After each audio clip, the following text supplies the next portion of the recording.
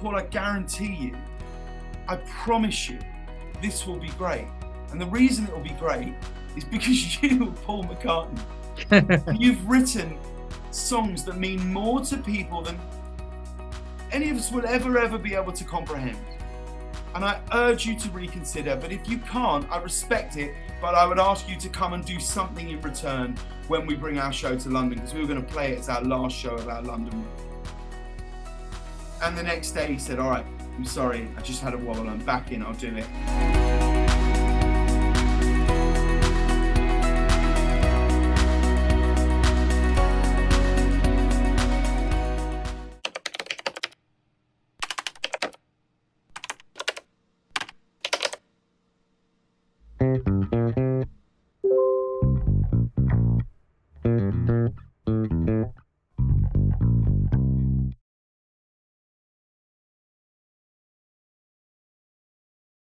I'm a Verizon engineer.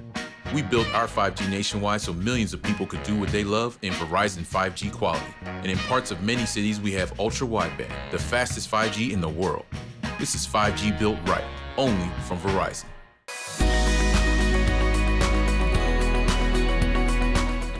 Welcome to PaleyFest. I'm Andrew Rannells, and I am delighted to be your host for this special festival conversation celebrating the Late Late Show with James Corden. Special thanks to PaleyFest's official card, Citi, and welcome to the Citi cardholders for watching the show. And thanks to festival sponsor Verizon for helping make this event possible. Today, we are thrilled to welcome members of the series' gifted creative team. Joining us are executive producers Ben Winston and Rob Crabb, and executive producer and host James Corden. Welcome, everybody. Hey, man. Thanks. Hey, Andrew. Here we are on the Zoom. Now, this is fun for me because I get to ask you questions, and I have my mug ready. I love that. This is perfect. So I'm really ready. James, I'm going to start with you. Okay. So it's six seasons. Take us back to the initial offer to do this show, the initial invitation to host a nightly talk show. Were you just excited at the opportunity? Was there apprehension involved? What was that like? Oh, there's still apprehension involved. There's always apprehension involved. I mean, it was strange because I felt quite reticent about it for quite a while, if I'm honest. It wasn't that I wasn't sure whether I wanted to do it. I just didn't really see it. It's not something I'd really considered doing. And if I'm honest, the offer to do it came completely out of the blue. It was as out of the blue for me as it was for when anybody heard that I was doing it. So, I mean, when I think back to the start of the show, I really do feel like, and I think we knew it at the time, but I don't even think we understood quite how important it would be that the first episode of our show really did and still does continue to define what the show is today and what we do. And we were so aware of the fact that, and for quite a long time, I would get quite anxious about it because I would normally, if you get these jobs, you've been on, Saturday Night Live or The Daily Show or a Comedy Central series or something. And I would just sort of sit all the time thinking, no, nobody knows who I am and no one knows what I can do. And this is so difficult. And we just knew that we didn't have the luxury of an existing fan base or the luxury of time. We knew we had a very short window where we were following the end of David Letterman. Then we were going to have a summer where we followed repeats of Hawaii 5-0, and then Stephen's show was going to start. And we thought, if we don't come out of the blocks fast here, it's going to be an even bigger uphill struggle than it is right now.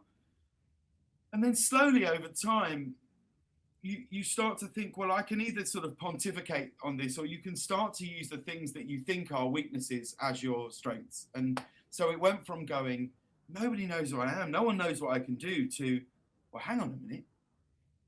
Nobody knows who I am. We're starting with a clean slate. Nobody knows what I can do.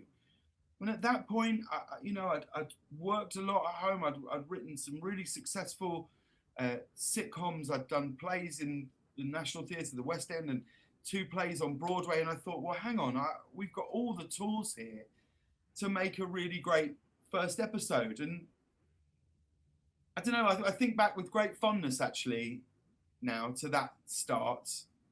Do you Ben and Rob, what are your thoughts when you I was going to ask you, Ben, like, did you have, I mean, you obviously set out not to just be a late night talk show, but you're really producing a nightly variety show, which is a very different animal. So was that something that you were setting out to do, or did that some sort of come about organically? Well, I remember the first time James mentioned this as an idea, and at the time I wasn't penciled to come to America and EP it.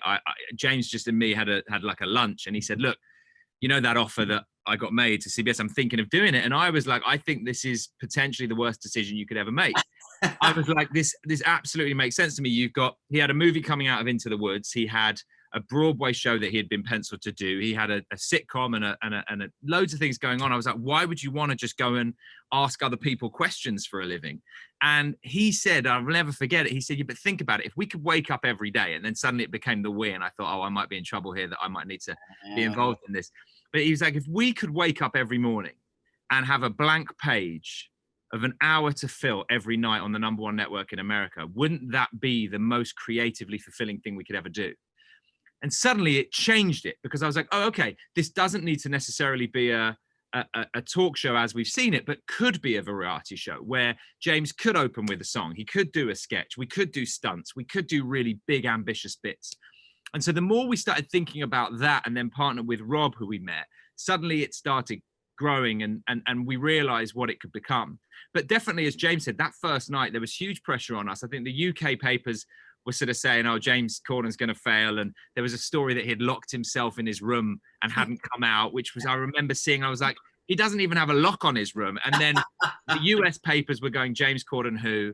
And then there was a sort of cheeky moment where David Letterman had said, I don't know, this new guy, I'm not sure about this show, whether it's going to work, which he was just poking a bit of fun, but it caused a real media storm.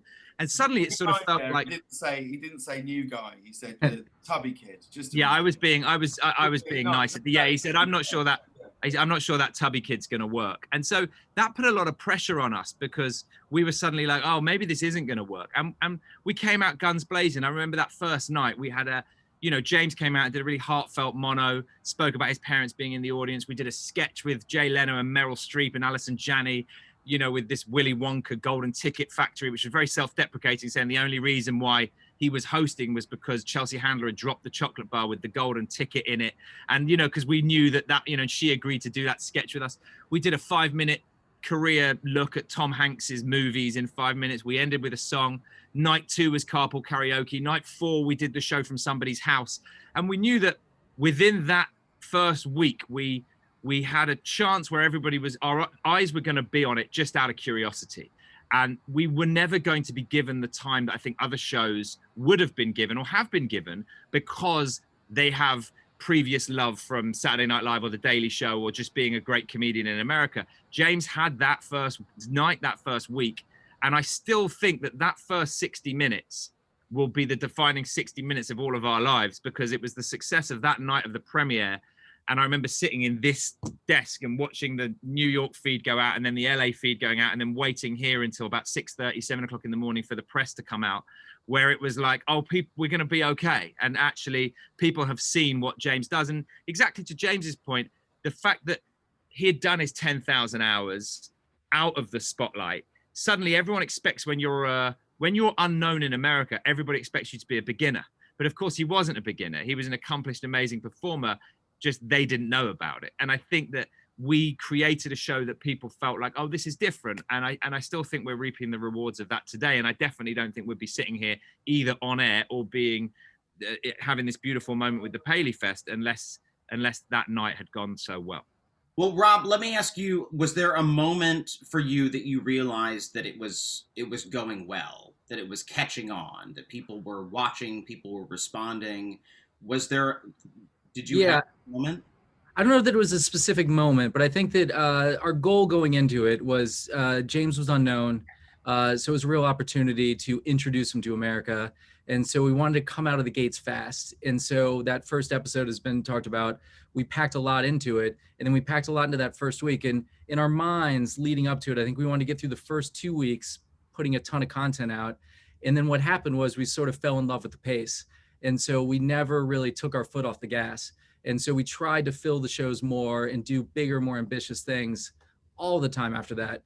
And so now we're 6 years later and still trying to keep a pace up as best we can in this new environment.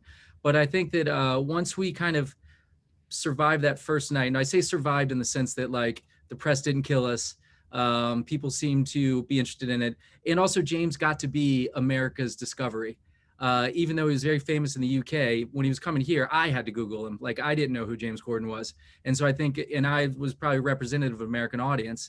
And so the fact that they came out and see this guy and he's that talented and he has all these tools, then suddenly he got to be their little, everybody's own little discovery.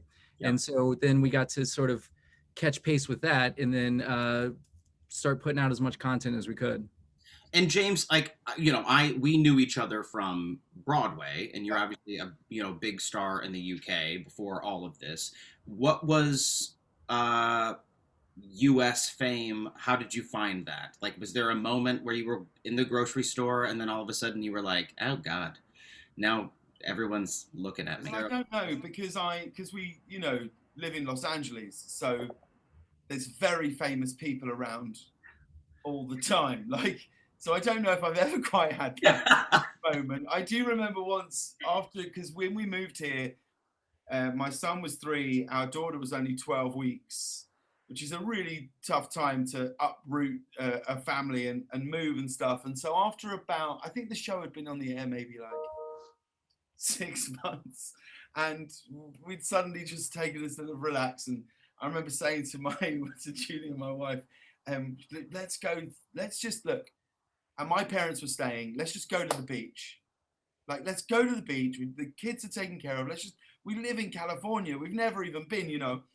And we went down and we found this spot at the beach and we lay. And then we noticed this photographer, this paparazzi photographer by these rocks. And like me in swimming trunks is, like, I don't want to see myself in a mirror, let alone any of those photos. And I thought, oh man. So I put my t-shirt on and still taking photos. And I thought, you know what? This is my only time with my wife. I'm just going to go and speak to him. And I walked over and I said, look, buddy, so I think you've got your photo now. Like, I'm just trying to spend a bit of time with my wife. This is really our first time away from our kids in quite a long time. And he just went, what? And I went, come on. And he went, no, DiCaprio. And sat behind me in a restaurant was Leonardo DiCaprio. And I remember walking back to Jules and going, I think we're fine, babe. I won't worry about it. So I don't know if I've ever had that moment. I mean, I guess as the show has got easier to book and people have got in touch with the show, I think, you know, when you know, the office of the First Lady, when Michelle Obama got in touch and said, Michelle Obama would like to do a carpool karaoke, that's a moment when you go, oh, okay, well, our show may have achieved something, you know? So, yeah. But I don't know if I've ever really, I think Los Angeles is you know, you're in a car, you're in a parking lot, you're at home, I'm in this office. It never really feels, I've never had that moment, really, I don't think. Gotcha. Well, that bringing up carpool karaoke, so that's, you know, obviously a huge success of your show and a huge part of your show. I am a very big George Michael fan, so I was happy to see him be your first guest on Carpool Karaoke. But how did that, where did that idea come from, Ben? Was that something that you all were just sort of thought would work, or was it sort of a risky try, or where were you going? Well, it was more truthfully, well, I guess it goes back to a few years before we started the show, which is the George Michael clip that you're referring to, because we actually, James and I made this sketch for a charity in the UK called Red Nose Day, which is out here, Comic Relief. And George had agreed to be part of it. And so James had picked George up and it was part of like a scripted sketch, really. And it was actually a 20-minute sketch with loads of cameos and loads of people in it. It was only the first bit and the end bit that happened to be in the car with George. And when that sketch went out, and this is about 3 years before we before we launched our show, the only bit that anybody really talked to us about, even though Paul McCartney was in it and Justin Bieber was in it and the former Prime Minister Gordon Brown was in it, everybody was just like, when James was singing in a car with George Michael, that was the best bit. Yeah. So when we got to America and we were sitting around thinking, you know, I remember Rob actually saying to us, because obviously Rob had made late night shows before and we hadn't. And Rob said, look, you know, the first show is really important, but don't forget we have an hour to fill every single night. You don't stop. Once you know, yes, we're building up to March 23rd, 2015, but we've also got to think about March 24th, 25th, 20th. It just doesn't, the train doesn't stop. So we were trying to think of returning bits. Carpool sort of came out of the fact that nobody knew who we were because the big guests weren't agreeing to come to our studio. They were like, yeah, no, we're going to wait and see if it's a success. We're not sure we want to come on the show. And people were going, you can pop down to our junket or you can come to this, you can come to that. And we were like, well, that's not what we want to be doing if the other shows don't do. So we were trying to come up with ideas of how we could get people on the show without getting them to come to the studio. It actually came out of the fact that we sort of were finding it really hard to book people for the show. So then we were like, well, let's say James drove there. And essentially then the George Michael clip we remembered. And so it sort of came from there, and yeah, that's how it came. Mariah Carey was the first person who was on our show. That was night 2. And look, I don't think we really realized how big it was going to be. She definitely didn't. If you watch that clip back, she actually says when James turns on the radio, she literally says, "Oh no, I'm not singing." And James is like, "No, this is called carpool karaoke. The point is we're supposed to sing." And she's like, "No, not with my throat, sweetie. I've been up all night." And like, it's really funny looking back on that. But then that went out, I think night 2 or night 3 of our show. And within 24 hours, we're a brand new show with an unknown host. It had 14, 15 million hits. And suddenly it was like, we realized we were making a late night show in a very different environment. You know, back in the day, it was all about your overnight ratings. And here we sit now, we're on, I think, in 150 countries. We've got 25 million subscribers on YouTube. And so therefore we realized very early that was going to be the way that we could sort of almost punch above our weight. And so Mariah did it, and then other people fell in. Stevie Wonder then agreed to do it. And then it became easier to approach your Adeles and your Chris Martins, because they were like, well, if Stevie did it, you did it. And then it sort of became a thing where it was, you know, I filmed something else with Lady Gaga 2 weeks ago. And at the end of it, she literally said, 3 years ago, I came and did Carpool, and I just want to thank you for that, because my album was trending. It was going to be a number 3 album, and then Carpool went out and I got the number 1 for 2 weeks. And she was like, I credit it to Carpool. People think about that as a music bit, but truthfully, I actually think the reason why it's so compelling is because of the interview. I think it has that Howard Stern quality in a way. And the first 5 minutes, we never get anything because they feel like there's 6 or 7 cameras on them. By minute 8, they've forgotten and they're just having a natter and a sing-song.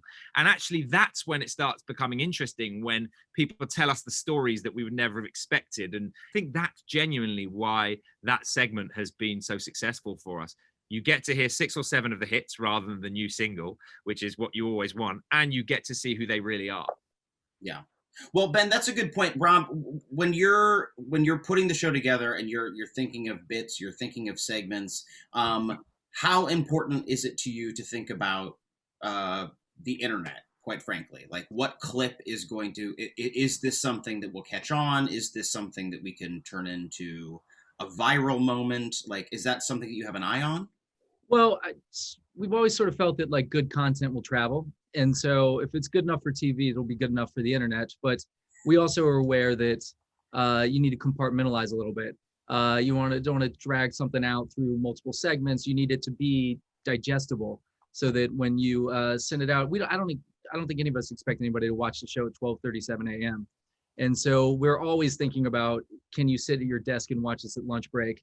I think we compete probably with morning shows. I think people put us from their DVR on in the morning, or pick out the clips on YouTube. And so it's definitely on our minds. I don't think that we sit down and calculate how will this, if we do A plus B, will that equal C for internet success?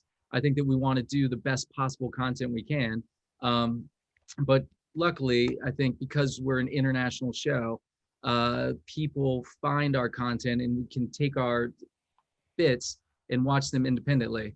And so therefore, like if we do a carpool karaoke or Spill Your Guts or Crosswalk the Musical, those travel best in 8 to 10 minute sections anyway. James, do you have a favorite carpool karaoke moment? Was there one in particular that you were like, I can't believe this is happening right now? Oh, there's so many of those moments. There's so many minutes where I've thought, oh man, if this was an auction prize, I would pay thousands and thousands of dollars for the privilege of spending this time with these people who are just the most famous people in the world. I think music is such a different thing. I think music reaches out to people in moments when they're on their own, and it lifts them up and it's a comfort to them. And so suddenly seeing these artists in an environment that you've never seen. But I guess if I really had to choose a sort of thing where I look back and think, well, that's it. That's all. That's everything we wanted to make. Would without question be the Paul McCartney carpool in Liverpool, which was just thrilling. And it was really difficult getting it over the line. Like, now, how do you pitch that to Paul McCartney? How do you say, like, we're gonna sit in a car, you're gonna sing with me? Like, he knew about the segment. He knew about the segment, and we had a good relationship with Paul, because Paul McCartney was in the very sketch that the Red Nose, the Red Nose Day that started with George Michael, and he we talked through his people, management, publicists, all these things, and then Paul said he'd like to get on the phone, which was also my experience when we were putting that sketch together. Then we had a chat with him. And he said, I'm in, I'll do it. I can't wait. And we were like, it's amazing. And we pitched him to go to Liverpool, and we drive around, and this, big gig at the end. And then I think it was about a month later, a message came to us that he'd cancelled. He didn't want to do it. He'd got cold feet for some reason. Then he was back in again 2 weeks later. His people had managed to talk to him, and he was back in. And then about I want to say about 8 or 9 days before we were due to fly to Liverpool to do it, it was one of those nights where I woke up at around 1 a.m. and did that thing that we all shouldn't do, which is just wake up and immediately look at my phone. And there was an email saying, look, I'm so sorry, I don't know how to write this. He's changed his mind. He just feels that this is the wrong sort of thing for him right now. He'd still like to do it one day. This is right. And for some reason, and I've never really done this before, normally I would always sort of consult with Ben or Rob and people at the show. What should we do? How do we respond to this? And I thought, I'm just going to send him an email. And I just wrote him an email saying, I think that this is unacceptable. I said, I completely respect your decision not to do it, but I need you to understand what the knock-on effect is for our show. We had flown people to Liverpool, scouting these locations for pubs. We had people there. We just don't have a budget that can sustain that sort of expense without a finished product. And I said, look, Paul, I guarantee you, I promise you, this will be great. And the reason it will be great is because you, Paul McCartney, you've written songs that mean more to people than any of us will ever be able to comprehend. And I urge you to reconsider. But if you can't, I respect it. But I would ask you to come and do something in return when we bring our show to London, because we were going to play it as our last show of our London week. And the next day he said, all right, I'm sorry, I just had a wobble. I'm back in, I'll do it. And then even on the morning of the shoot, Paul said we're in this hotel, and he said himself, like he said, he still was thinking, I don't want to be doing this. I'm a Beatle, and he said, can I talk to you for a minute? And I said, sure. And we went off into this like walk-in closet in this hotel room. And he said, and a big thing we talked about was going back to his family home where he grew up. And he said, I don't want to go into my house. He said, I haven't been there since I left. I feel uncomfortable with it. I just don't want to do it. And I was thinking, okay. And I just went, Paul, your only day's work today is to have a great time. That's all that's expected of you, is to have a blast. And if you have a great time, this is going to work. So don't stress about anything. I'm not going to say a word whether you want to go in, don't go, we'll figure it out. But just focus on enjoying it. And now, you know, I don't want to echo like Ben's Lady Gaga story, but like Paul had never had a solo #1 in America before. And when the album went to #1 in that summer, he sent me he actually called me, but I couldn't pick it up because my daughter was in the bathroom. And I got a text saying, we did it. Thank you for convincing me to do it. I had a blast. And like, we're all just immensely proud of it. So if I had to pick a moment, because of the journey that it went on, and then just how it felt that day, I never expected it to be as moving as it was. Singing Penny Lane, driving down Penny Lane with Paul McCartney. I mean, that must have been crazy for your parents as well. Like, that must have been insane for them to watch their son do that, right? Well, also we talked a bit about my grandfather in it, who was a musician, and like there's a moment in it where I just, and I don't know why he was on my mind as much as he was that day. I think he loved the Beatles, he loved music. He was born not far from Liverpool, not a million miles away, and I remember saying to Paul, if he was here today, he'd get a real kick out of this. And in only the way that Paul McCartney can, he said, he's here. And even now I can feel how I felt in that car, you know? So that was a really special day, because what went from a late night segment became just something just a little more profound. Absolutely.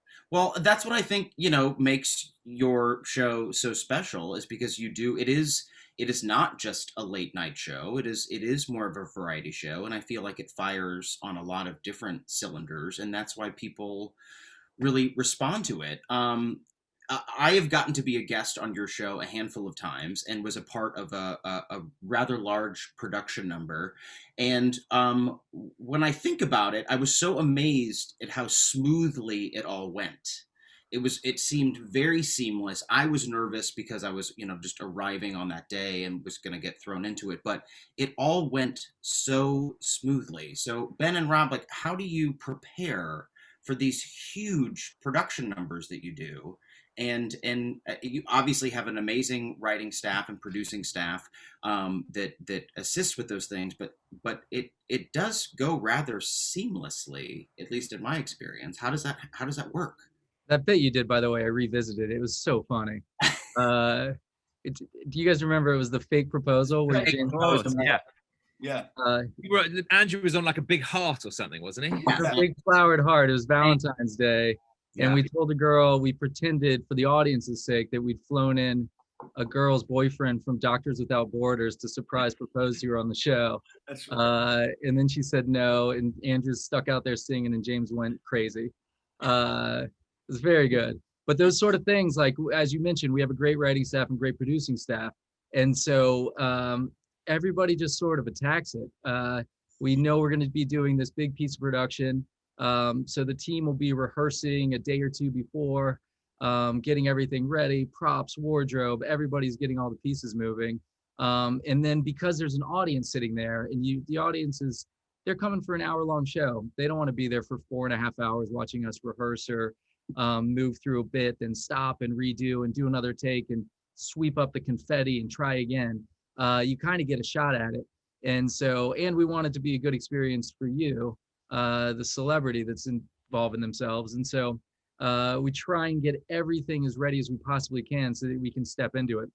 Plus, with something like that, you only get one shot at surprising the audience with a fake proposal. Yes. It doesn't always go that seamlessly when guests arrive. That's true. That's true. Have there been moments where things have not gone smoothly for the guests? I don't know if we can talk about it. Can we talk? Yeah, of course you can. I doubt he's ever coming back on the show, Jay. So why don't you tell the story? But there's a chance he's watching this PaleyFest. You think the same story that I am.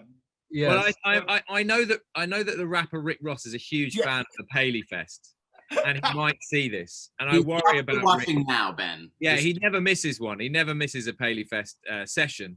but I think we can take that risk. And well, Rick Ross, we had this whole. So the way these things work is you come up with an idea. Sometimes a month, sometimes 5 weeks, 6 weeks before it gets on the show. You'll pitch to the publicist. You maybe pitch 3 ideas. They'll pitch it together. They'll come back, say, we like this one, but we'd like this change. And you go back and forth on scripts. And we had this whole parody Rick Ross rap number. What was the song, Rob? Every day I'm hustling. Every day I'm hustling. Every day I'm hustling. We had a parody lyric That's to what it this, sounds like. which was, and we built this round stage in the middle of the thing. We had these lights and all this stuff, and we'd be rehearsing it in the morning. And the idea was that Rick Ross was going to do the majority of the rap, and then I'd do these little funny lines, things like that. And we'd heard this Rick Ross, so excited about this. But what was the lyric? Didn't we change the lyric? We changed it, what was parody lyric to what was Rob, you just said it. What was it? Every day I'm canceling. Every day I'm canceling. Ironically, canceling plans when somebody makes plans for dinner and you cancel. Listen, maybe Rick was right, because now as I say it, it sounds like a terrible idea. But that's what we're doing. So anyway, Rick Ross is so excited to do this, guys. And he's looked at the lyrics, right? Yeah. They'll be in a prompter, but he's buzzing for it. So Rick Ross comes in, and the way we do it is we sit and a couple of our producers or writers will sort of perform it because they've been rehearsing it, so that the guest, the talent can see just the blocking that they're moving into. And we finished it. Every day I'm canceling. And Rick Ross went, I can't do that, and stood up and left. And we were like, Rick, come back, Rick. And it was gone, and that was it. It was done. It was over. That was it. We had to then it's like, well, now we've got 6 minutes of the show we haven't thought about tonight. We need an emergency break glass segment to do that, and so it's not always as seamless as you experienced it. All right. Well, that's nice to know. I mean, in my experience, again, I will say it was very seamless. I do have a specific question from our Citi, our Citi sponsor here, about the role that music plays in your show. Obviously, it's a very musical show. You do a lot of not only musical numbers, but that plays a big part of it. So Ben, how do you have a music supervisor who is seeking things out? Are you all sort of throwing in ideas about ways to make the show more musical? No, I don't think we've got. No, we don't have a music supervisor. We have wonderful writers and producers who are very musical, and so they will often come up with brilliant ideas. I mean, 2 music ideas recently that we think about where I suppose we offered something just slightly not. I'm not overplaying it, but where we have something slightly different is in those last sort of 3 weeks of the Trump presidency, there were 2 songs that we did, I think, that stood out. One was on his last day when we did One More Day, which was, which was, I think, did well in that lots of people watched it. And I guess that's where we can, James is the performer that can carry that off. It's such an incredible song. And one of our writers, Tim Seidel, suggested, well, what about we do that on Trump's last day? And then the whole sort of operation of the Late Late Show kicks into gear, from the graphics team who have to put those artists into those screens, to our bookers who have to find all those amazing Les Mis singers, to the field team who are plotting out that shoot. I think that if you think about that song, that parody, from the writing to the way it's shot to the costumes of the people on the screens to the graphics team, that's a big old job. And actually, for us, when we do those sorts of songs that get viewed sort of 10 million people overnight online, I think that's our way where we use music to almost sort of reach a wider audience for us. And I think that's often been a big part of our show. And then in the silly side, things like Crosswalk the Musical, where we, do a whole musical out on the streets and do a whole performance for the unlucky traffic that got stuck there having to watch it. I think music is a big part of what we do for sure. Well, yeah, James, are there things, particularly in this past year, which maybe we could pivot into just talking about how you guys readjusted your show during quarantine. It was exactly a year ago that James and I were on set for the prom, and there was like some grumblings about coronavirus and are things shutting down? Should things shut down? So when did that happen? What was the decision? And then how did you choose to go forward? Well, I remember quite vividly, we did our last show in the studio with an audience. We actually did a double tape that day because we'd done we were doing a week of shows with Niall Horan. His album was coming out on the Friday, and because of scheduling things, we were doing 2 shows on that Wednesday. And I remember Ben came down and was just sort of quite wistfully just looking around the studio. And I was like, "Are you okay?" And he said, "I think it's going to be a long time before we see people in here again." And me and Rob we were like, "Yeah, I think you're probably right." And then, so we started sort of making a plan of how we were going to do it. And then that plan, which was to move the whole show to the green room and really just have the crew in there. And because if you've got 8 people in that green room, it'll feel full, it'll feel alive, you know? Yeah. And then it became very clear that that also wasn't something that we could do in any way. So we went and did some shows in my garage for a while. We made a primetime show called Home Fest, which we're all incredibly proud of. And then we really just started thinking, well, what is our show in this? What is our show? What are we? And what we've always wanted to be, what we've always wanted the show to feel like, is that it's a collective. There's vibrancy in the room, that we're all in this together, bringing all the guests out at the same time, that it feels like a sort of cocktail party atmosphere. And we were like, so how do we keep that? So we changed our set. You wouldn't even recognize it, Andrew, if you came in now. Where I sit now is where the audience is normally, and we brought it in, and we have a crew of, I guess, 10 or so people, and the band are in. And oddly, the show is so far away from what I imagined it being 6 years ago, what it is today. Yeah. But I've never felt more proud of the atmosphere that we're creating. We want the show, we want people at home, particularly in this moment where so many people are on their own. So many people are on their own. To feel like, well, here's a group of friends, and we'll be here every night. And we've talked about politics every single night, sometimes for 15, 20 minutes sometimes. I love talking about the news. I love talking about what's going on. I just don't think that's all we should do. I think our responsibility is to try and be some light in the corner of people's rooms, some levity, some joy. Joy is the currency of our show. You are definitely bringing a lot of people joy, and you're doing. I'm such a huge fan of your show, and I think you're, particularly right now, you've given people a lot of joy and a lot of laughs, and you're just doing beautiful, beautiful work. Thank you, fellas, very much for sitting down with me on Zoom today. Thank you, Andrew. Well, thank you for wearing a jacket. It's not lost. Well, I saw that Ben had a jacket on, and then I put on a jacket because. It's the PaleyFest. You've got to make an effort. Me and Andrew, Andrew and I thought we should just sort of. No, too late, James. Yeah, you can't do it now. No, it's too late. He's gone. He's going to try and beat us and come back in a bow tie. Just if we're wearing, Oh. I don't know. No, I'm not sure. Chic. The first one. Fellas. Never actually worn this before. It's very good. You should keep it. You should definitely keep it. Thank you so much. Thank you for joining us for this special PaleyFest conversation with members of the wonderful creative team behind The Late Late Show with James Corden. And thanks to PaleyFest official card Citi and festival sponsor Verizon. You can learn more about the Paley Center by visiting paleycenter.org.